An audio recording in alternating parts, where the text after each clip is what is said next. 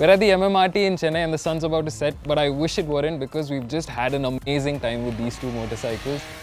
I know what you're thinking. From the face of it, it may not seem like the most obvious comparison to do, but it turns out these two might actually be very, very close.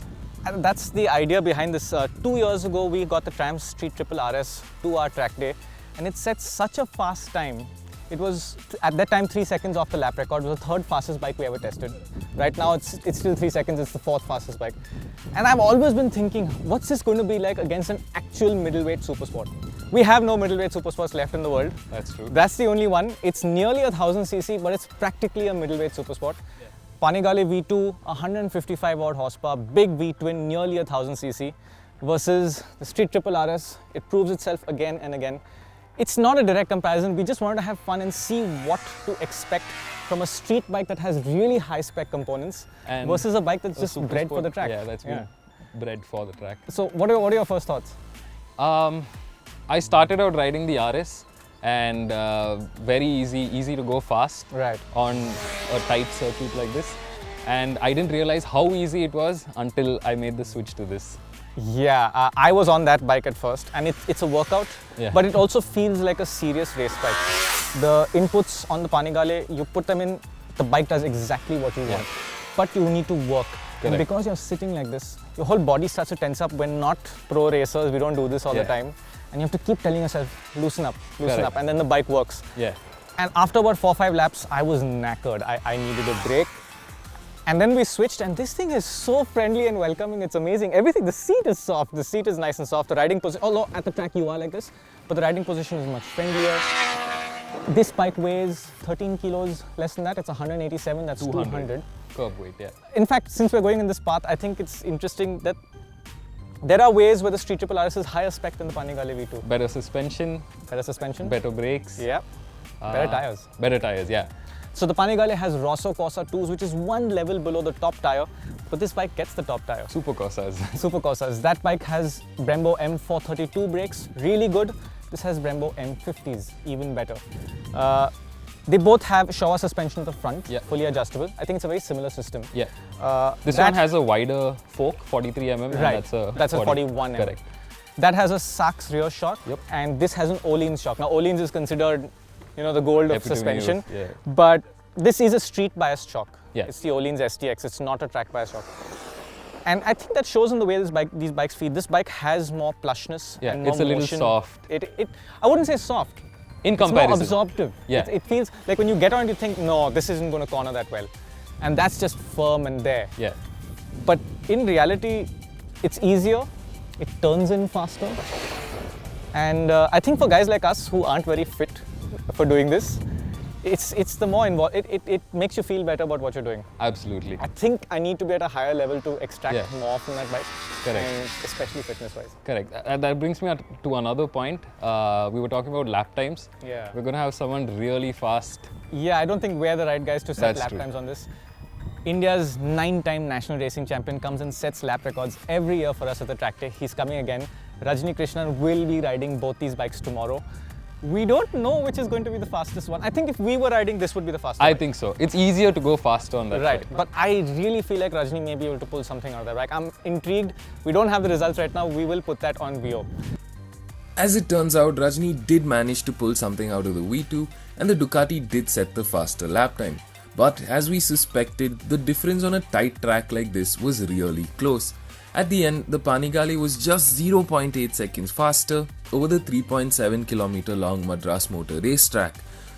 One of the big reasons the Street Triple RS is so close is because of its impressive specifications. Okay, let's talk about specifications, the things that matter. 3-cylinder engine, really smooth, high revving. Not as high revving as an R6 or a Daytona would be. It's about 12,000 odd RPM, but it's high revving. That's a boomy Ducati L-twin, V-twin, but it also revs quite high. For a twin, it revs really high. Doesn't sound so great at idle, but when you're on the move, it's this deep anger. It's a sound of anger, basically. You just know there's a lot of power there. And yes, that bike has more power than this. It's 155 horsepower, 123. Lot more torque as well. 25 odd Newton meters, something like that. More torque than this. But the reason the Street Triple is so fast around this particular track is because there's no fast straights. If we were to take these two bikes to the BIC, or a track with a long straight to that, the Panigale would just leave this behind. Yeah. But here, there is no place to really open it up and extract maximum power.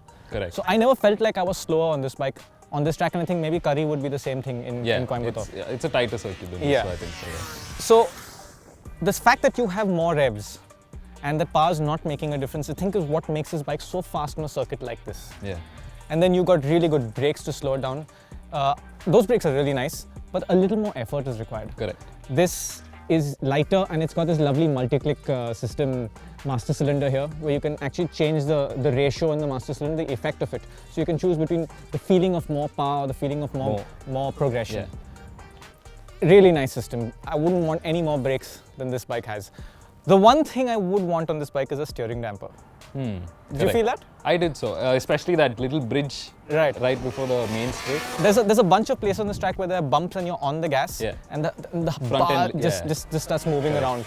It doesn't get scary, but it's not stable, and that thing is the epitome of stability. Yeah. I mean, it's just absolutely. It's just stable no matter what you ask of it. I think if you put these tires on that bike, it would really be something. But as a track bike, it's definitely more focused. Yeah. That rock solid thrust you have in the front end. You've got your weight on the front end. Stability. You can really trail the brake into a corner. And I felt like even though that has the better tires, I felt like I was carrying more lean and I was more confident in this. I think it's because of the ergonomics. It is because of the ergonomics. I think I did scrape the peg on this at one point. I did as well, yeah. And I think that's something a really fast rider will run into a stumbling block with this bike. Because at some point you're going to start scraping the pegs. It's a really high point. Yeah. But you will start scraping the pegs on this thing, and that is a higher level.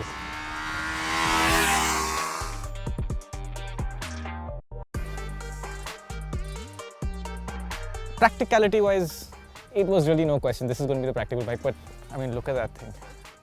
In this fading sunlight, it's just gorgeous. I think we've all, the car guys, the people who aren't interested in motorcycles, just everyone came and just hung around. Yeah, I think absorbed the Panigale V2. You know? With the V2, the 959 had the long barrel exhaust. Right. They've gotten rid of that. Yeah. Single-sided swing arm, and it's got all the goodies. It's got better electronics in this bike.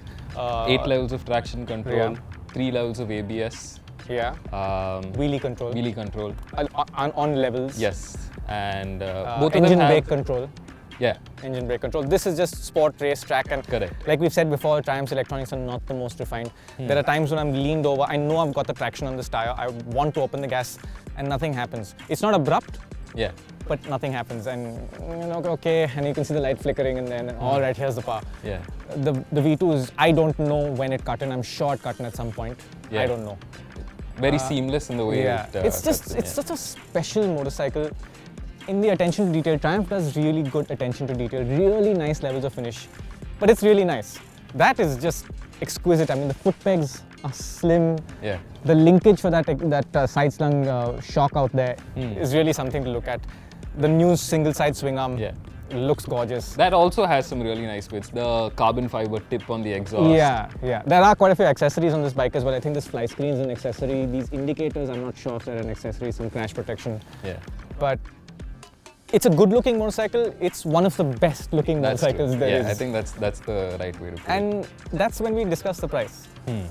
Yeah. So, 11 and a half? 11.33 exactly, ex-showroom. 11.33.